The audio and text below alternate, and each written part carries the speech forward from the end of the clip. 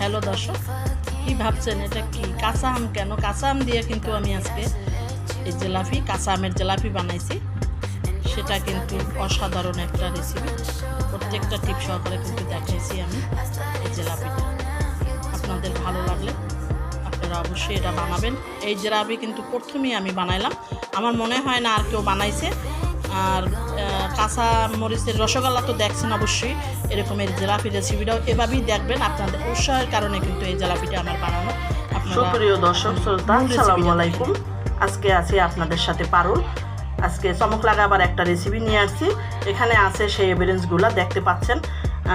Jalebi, mango jalebi, যেটা হয়তো আর কোনো সময় দেখতে পাননি যে এত অসাধারণ ম্যাঙ্গো জিলাপি হয়, যে আপনাদের স্বাদ চেঞ্জ করার জন্য আজকে কিন্তু এই জিলাপির রেসিপি আমি করতে যাচ্ছি।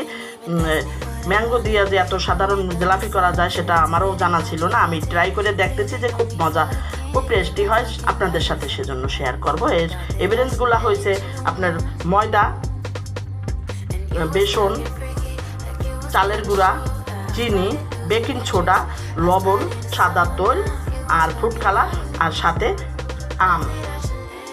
এই দিয়ে কিন্তু আমার আজকের এই অসাধারণ রেসিপি হবে। এখন মূল রেসিপিতে যাই। এখন কিভাবে বানাইতে হবে সেগুলো আমরা একটু ফলো করি। দর্শক, ময়দাটা আমি আগে গোলায় রাখতে হবে, সেজন্য ময়দাটা দিয়ে দিলাম। নর্মাল পানি, সে পানি দিয়ে আস্তে আস্তে আমি ডোটা করে নিতে আসি। অল্প অল্প পানি দিতে হবে।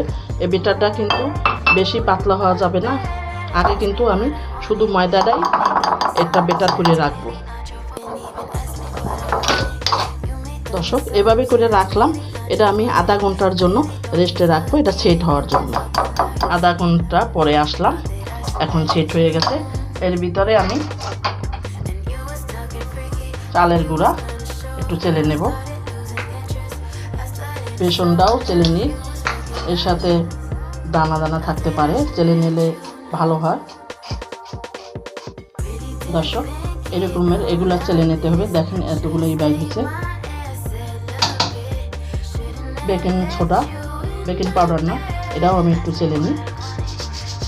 হয়ে গেল আমার সম্পূর্ণ উপকরণগুলো চালা। এখন আমি এর সাথে একটু ভালো করে মিশিয়ে নেব। হ্যালো দর্শক, মিষ্টির জিনিসে একটু লবণ দিলে ভালো হয়। আর বেটারটা যত ভালো করে মিশাবেন ততই কিন্তু পারফেক্ট হবে, মুচমুচা হবে। আর লাম্পস যেন না থাকে সেভাবে মিশিয়ে নিতে হবে এভাবে। হ্যালো দর্শক, আমি কিন্তু কোনো কারিগর না, কোনো হোটেলের কিছু না। আপনাদের জন্য আমি যে রেসিপিটা নিয়ে আসছি এটা আপনারা চিন্তাও করতে পারবেন না এখন পর্যন্ত। কিন্তু কাঁচামরিচের রসগোল্লার পরে কিন্তু এখন আমি দিয়ে দিলাম 1 চামচ ব্লেন্ড করা কিন্তু কাঁচা আম। সে যে কাঁচা আম দিয়ে আমরা দুর্দান্ত স্বাদের রেসিপি বানাইতেছি, সেই রেসিপি। এটা রাজশাহী কিন্তু কাঁচা আম মনে পড়লে কিন্তু রাজশাহীর কাঁচা আমের কথা মনে পড়ে যায়। সেই কাঁচা আম, যাই হোক, আমি ঢাকাতে বসেই কিন্তু সেই রেসিপিটা করার জন্য চেষ্টা করতেছি। হয়তো বা এখনও এর মূল রেসিপি কিন্তু কেউই বানাইতে পারেনি।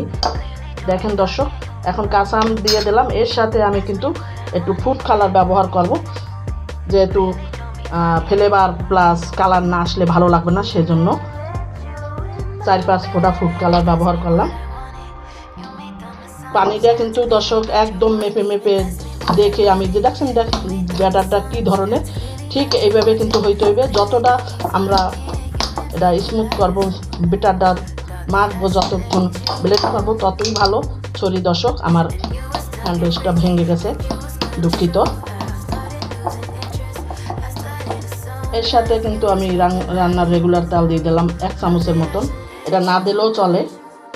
তারপরে আমি দিয়ে ভালো করে এটা মিশিয়ে নিতে আসি। হ্যালো দর্শক, হয়ে গেল আমার বেটারটা। এখন আমি কিন্তু আজকে একটা কোকের বোতলে বানাবো, ছিদ্র করে নিচ্ছি। দেখা যাক কেমন হয়। সেটার মধ্যে কিন্তু আমি এখন এটারে চেষ্টা করব ঢুকাবার জন্য। হ্যালো দর্শক, আমার কিন্তু ভরা হয়ে গেছে। এখন এটা এই জায়গায় থাক। এখন আমি চিনির শিরাটা করে নিই। দর্শক, আগে চিনির শিরাটা করা উচিত, কিন্তু আজকে আমি ভুলে গেছি। এই যে 1 কাপ পরিমাণ, 1 পেলা, ছোটো পেলা চিনি দিলাম। এই পেলা দিয়ে মেপেই আমি 2 পেলা পানি দেব, এর বেশি দেওয়া যাবে না। এই যে 2 পরিমাণ পানি দিলাম, এলাচ দিলাম 2টার মতো। চুলার জালটা দিয়ে আমি পাতলা একটা শিরা করে নেব। আমার বেশি জাল দিতে হবে না, আপনারা দেখেন কীভাবে করি। শিরাটা কিন্তু বলক উঠে গেছে। এখন আমি এর ভিতরে আমের যে ম্যাঙ্গোর ফ্লেভার, সেই ফুড কালার, সেই ফ্লেভার সেটা তো অবশ্যই একটু দিতে হবে। একটু ফুড কালার দিয়ে দিলাম। একটু চিনিটা যেন না জমে যায় সেজন্য কিন্তু আমি লেবুর রস দিয়ে দিতেছি, দেখতে পাচ্ছেন দর্শক। শাহি জিলাপি হয়তো বলতে ভুলে গেছি, অসাধারণ রেসিপি। এখন তো ঘি অবশ্যই দিতে হবে। সেই ঘি কিন্তু আমি এক টেবিল চামচ পরিমাণ ঘি দিয়ে দিলাম। অবশ্যই এখন শাহি ফ্লেভার আসবে, ঘির ঘ্রাণ আসবে। এখন কিন্তু আমি জালটা বন্ধ করে দিছি, দেখতে পাচ্ছেন। শাহি ফ্লেভার আনতে আর একটা জিনিস ব্যবহার করতে, রোজ ওয়াটার, সেখান থেকে কিন্তু আমি একটু 1 চামচের মতন দিয়ে দিলাম পানি। এখন ঢেকে কিন্তু আমার হয়ে গেছে। আমি এখন ঢেকে অন্য পাশে রেখে দেব। হ্যালো দর্শক, এখন কিন্তু আমি জিলাপি ভাজবো, সেজন্য পর্যাপ্ত পরিমাণ কিন্তু তৈল নিয়ে নিতে আছে। সাদা তৈল, রেগুলার রান্নার তৈল, কিন্তু আপনারা আবার সরিষার তেল দিয়ে বানাইতে যাইয়েন না। হ্যালো দর্শক, আমি চেষ্টা করতে আছি যে কীভাবে জিলাপিটা দেওয়া যায়। দেখেন, আমি কিন্তু চেষ্টা করে যাইতে পারবো, কিন্তু আমি প্রফেশনাল কোনো জিলাপি বানানোর কেউ না, কিন্তু চেষ্টা করতে আছি। দেখেন, আমার সাথেই থাকেন, আমি চেষ্টা করব আপনাদেরকে একটু দেখাবার জন্য যে কীভাবে জিলাপিটা হয়।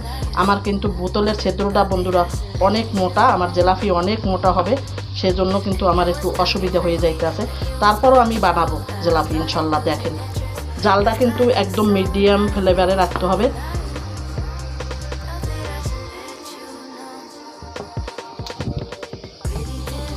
ফুলে কি হয়েছে সেটা দেখেন। এরকমের ঘরে যদি এভাবে জিলাপি বানিয়ে খাওয়া যায়, কেউ কিন্তু বাজারে কিনতে যায় না। এভাবে জাল কিন্তু একদম মিডিয়াম রাখতে হইবে।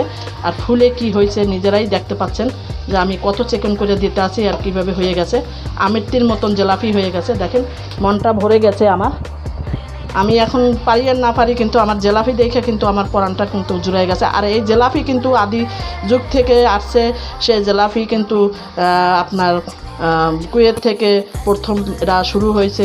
তারপর থেকে ভারত থেকে কিন্তু এই জিলাপি সম্পূর্ণরূপে কিন্তু আমাদের বাংলাদেশে কিন্তু পুরান ঢাকা থেকে কিন্তু শাহি জিলাপির এই মূল রেসিপিটা কিন্তু আসছে।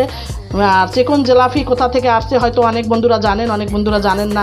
এটা কিন্তু ময়মনসিংহের থেকেই কিন্তু আমাদের ছোট যে জিলাপিটা, চিকন জিলাপিটা, সেটা কিন্তু আসছে। এখন কিন্তু আমার হয়ে গেল কিন্তু একই জিলাপি। দেখেন, আমি এক খোলা বানাই আগেই দিছি।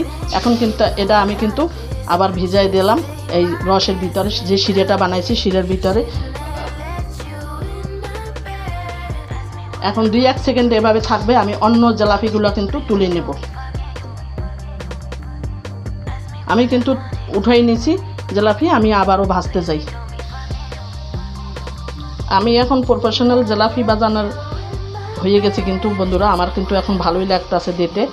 জিলাপিতে কিন্তু 2.5 পেঁয়াজ, সেই 2.5 পেঁয়াজ দেওয়ার জন্যই আমি চেষ্টা করতেছি, কিন্তু আমার এই যে বোতলের মুখটা একটু বড় আছে, ওই জন্য কিন্তু আমার জিলাপি মোটা হইতেছে।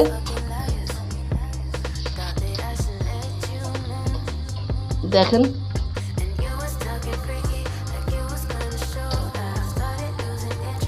আরও একটা একবার দেখো। হ্যালো দর্শক, একে একে সম্পূর্ণ জিলাপিগুলো কিন্তু আমি এভাবে ভেজে নিয়েছি শিরার ভিতরে দিয়ে। আমি রোজা আছি, সেই কারণে কিন্তু আপনাদেরকে দেখাইতে পারতাছি না যে কতটা মচমচা। একটু 2-1 মিনিট গেলেই, এভাবে বেশিক্ষণ রাখতে হবে না, একদম রসে টুমটুম্বা হয়ে যাবে। আমি দেখাইতেছি ভেঙে। দেখুন কিভাবে হয়েছে। একটা জিলাপি দেখার মতন হয়ে গেলে কিন্তু সম্পূর্ণ জিলাপিগুলো বানানো। সুপ্রিয় দর্শক, সম্পূর্ণ জিলাপিগুলো টিপ সহকারে দেখাইছি, আপনাদের অবশ্যই ভালো লাগছে। জিলাপির ভিতরে দেখেন কত সুন্দর রস টুপটুপা। এরকমই মশমশা জিলাপি বাসায় বৈশা কাঁচা আমের জিলাপি কিন্তু অবশ্যই বানাই, খাইয়ে আমাকে কমেন্টসে জানাবেন। এই দেখেন রস কীভাবে পড়ে, প্রত্যেকটা জিলাপির ভিতরে কিন্তু এভাবে রসে ডুবডুবো হয়ে গেছে। আপনাদের ভালো লাগলে লাইক শেয়ার কমেন্টস করবেন। আমার ছোট পরিবারের চ্যানেলটাকে অবশ্যই সাবস্ক্রাইব করে দেবেন। এই শেষ হয়ে গেল সম্পূর্ণ। পরবর্তী ভিডিও দেখার জন্য আমন্ত্রণ জানাইলাম। আল্লাহ হাফেজ।